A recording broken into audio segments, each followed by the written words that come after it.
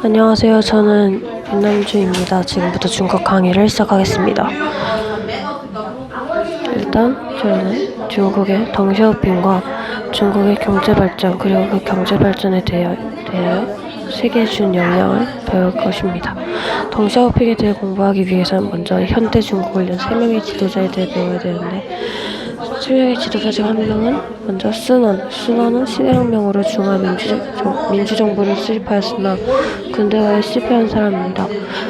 마오쩌둥은 중국의 초대 주석이지만 문화대혁명에 실패하였고 마지막으로 덩샤오핑은 중국 개방개혁의 총설계자로 덩샤오핑은 1940년 태어나 1997년에 죽었습니다. 덩샤오핑은 1920년 지역사업가가 설립한 장학재단에 의해 프랑스를 유학하였고 그러나 프랑스에 도착한 직후 사업가가 몰락하여 학업을 포기하고 노동자로 떨어지게 되었습니다. 그러나 거기 있던 중국인 노동자들을 위하여 덩샤오핑은 노조를 설립하였고 결국 중국에 들켜 모스크바로 추방을 당했습니다. 그렇게 1926년 모스크바를 유학하였고 그 모스크바의 중산대학에서 공산당에 입당하였습니다.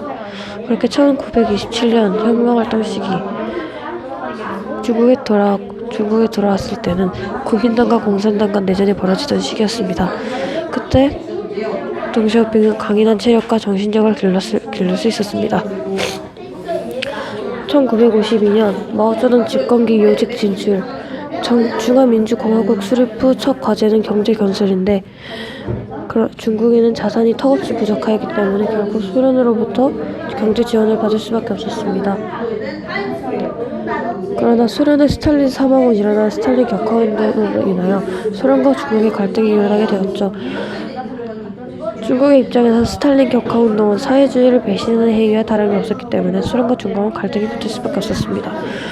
처음에는 그저 말싸움만 했으나 그것은 점차 커졌고 결국 소련으로부터의 모든 지원이 차단되었으며 결국 군사 충돌까지 발생하게 되었습니다.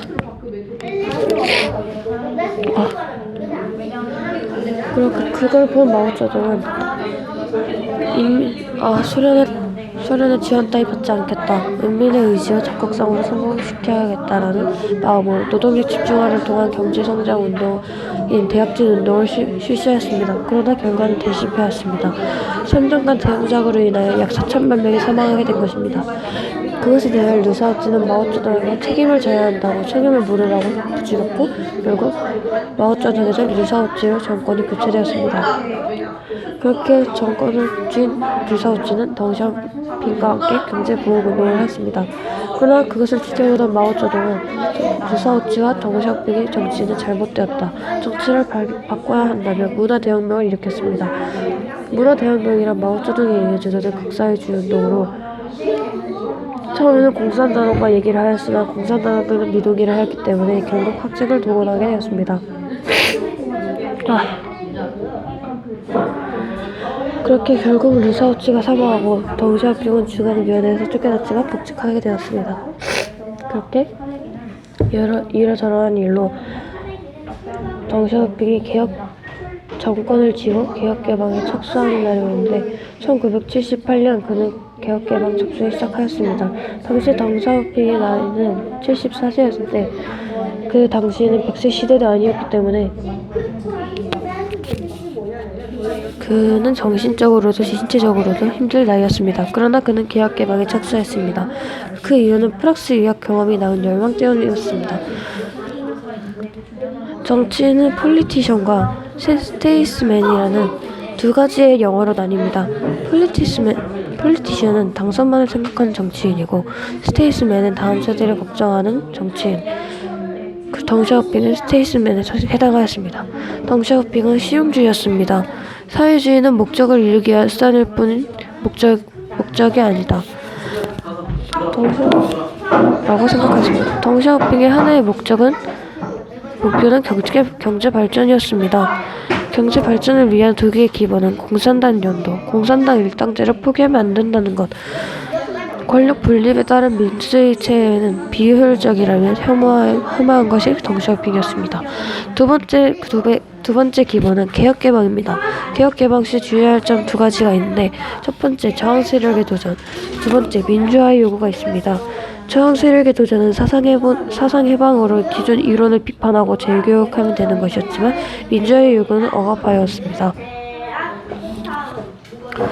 그렇게 하여 경제 발전을 정당화시키는 이념으로 교차하는 중국 사회주의가 발전하였고, 사회주의 이념을 재해석한 중국식 사회주의를 사회주의 초급 단계론이라고 말하는데, 그 이론을 정 샤오핑은 사회주의 시장경제론이라고 발표했습니다. 1992년 사회주의 시장경제론은 본격적으로 시행했습니다. 그러나 덩샤오핑에게는 아직 과제가 남아있었습니다. 문화대혁명으로 잃어버린 민심을 회복함과 동시에 무너진 정치체제를 살려야 하는 것이었습니다. 그 두 문제를 해결하기 위해 덩샤오핑은 기근 해결을 위한 인재를 전국에 급파하였습니다. 기근이란 풍년으로 먹을 양식이 부족하여 굶주리는 것을 말하는데, 그것을 해결하기 위해 그는 토지 분할화를 실시했습니다.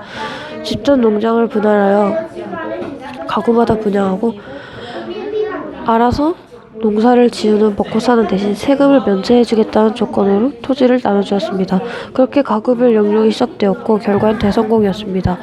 생산량이 5배나 증가한 것입니다. 여기서 덩샤오핑은 리더십을 할 수 있습니다. 덩샤오핑은 적지적소의 인재를 배치하며 인민들의 요구를 지지할 줄 알고 반대파를 막는 방패 역할을 들며 전국의 정책을 실현합니다. 그는 22개 조사단을 세계 51국에 파견하여 조사단이 돌아오면 일주일간 정치국 회의를 하고, 회의 결과를 통한 개혁개방, 사회주의 현대화 결정계획을 실행하였습니다. 그중 가장 많이 참가한 국가는 일본과 싱가포르라고 합니다. 그는 11기 삼중전회에서 개혁개방 내용을 천명하였습니다. 빈곤은 사회주의가 아니다. 더 이상 국민을 동원하지 않겠다. 이념 논리보다 정치적 안정이 더 중요하다라는 내용을 발표함과 동시에 덩샤오핑의 3단계 발전 전략을 말하였습니다. 1단계 온포, 따뜻하고 배부른 사회. 2단계 소강, 인간답게 살 수 있는 사회. 3단계 부유하게 사는 사회. 이 3단계를 약속하였습니다. 현재는 세력 교체가 이루어지는 시기입니다. 정치 발전에는 두 가지 길이 있는데, 그것은 바로 정치 민주화와 정치 제도화가 있습니다. 정치 민주화는 자유민주주의 확립이고, 정치 제도화는 정치적인 공급을 위한 정치 체계의 수립입니다. 중국이 선택한 정자는 정치 제도화입니다. 공산당이 동시에 사회주의인 중국에는 정치 제도화가 더 맞는 것이겠죠. 중국은 민주주의 후진국이지만 정치 후진국이 절대 아닙니다. 중국은 민주주의가 아니기 때문에 민주주의 후진국일 수 있지만 정치 후진국이 아니라는 것을 반드시 알아두셔야 합니다. 그리고 이번에 알아야 할 것은 중국의 경제발전과 그 경제발전이 세계에 미친 영향을 알아볼 것입니다. 중국은 인구가 엄청나게 많습니다. 현재 중국의 인구는 14억이 넘습니다. 그러다 보니 식사량이 많아지게 될 것입니다. 아르헨티나의 콩 생산량은 세계 3위인데 그것의 대부분은 중국에 갑니다. 그 콩들은 돼지의 식사가 되고, 그 돼지들은, 그렇게 포동포동 살찐 돼지들은 중국인들의 식사가 되는 것이죠. 또한 제주도에 중국 관광객이 놀러오게 되면 약 3,000명에서 5,000명이 놀러오게 되는데, 그들은 제주시 면세점을 거의 털다시피 사게 되고, 또한 중국 인구는 미국 인구의 4배이며 중국 1인당 GDP는 미국 1인당 GDP의 4배입니다. 그렇게 중국은 세계에서 가장 큰 내수 시장을 가진 나라가 되고, 중국의 소비력이 미국을 넘어설 정도로 커졌다는 것을 알 수 있습니다. 또한 중국은 돈 또한 엄청난 힘을 발휘하고 있었습니다. 장비와 정부에 의해 폐광된 탄광이 있는데, 중국은 그 탄광의 채광권을 구매하여 전자제품을 만드는 핵심 재료인 구리를 채굴합니다. 또한 세계적인 와인 공장인 나파밸리를 중국이 매입하고, 결국 나파밸리에서 만들어지는 와인의 90%는 중국의 수입이 됩니다. 또한 유럽과 아프리카 사이에 있는 그리스 아테네항을 사들였는데, 그 이유는 중부와 북부로 가는 수출화물을 마음대로 보낼 수 있는 국로를 확보하기 위해서였습니다. 마침 그리스는 어떠한 사정으로 망해가고 있던 도중이었으니 그리스는 아테네양을 팔 수밖에 없었고 중국은 싸게 아테네양을 살 수 있었습니다. 그렇게 중부와 북부로 가는 수출화물을 만대로 보낼 수 있는 국로를 확보한 중국은 아테네양은 중국 제품이 유럽으로 가는 물류 중심지라고 생각하고 있습니다. 마지막으로 중국의 방송사 CCTV는 중국의 관점으로 세계 뉴스에 접근한 등 중국은 여러 가지 방면에서 세계 여러 나라에 영향을 주고 있습니다. 이상으로 중국에 대한 발표를 마치겠습니다.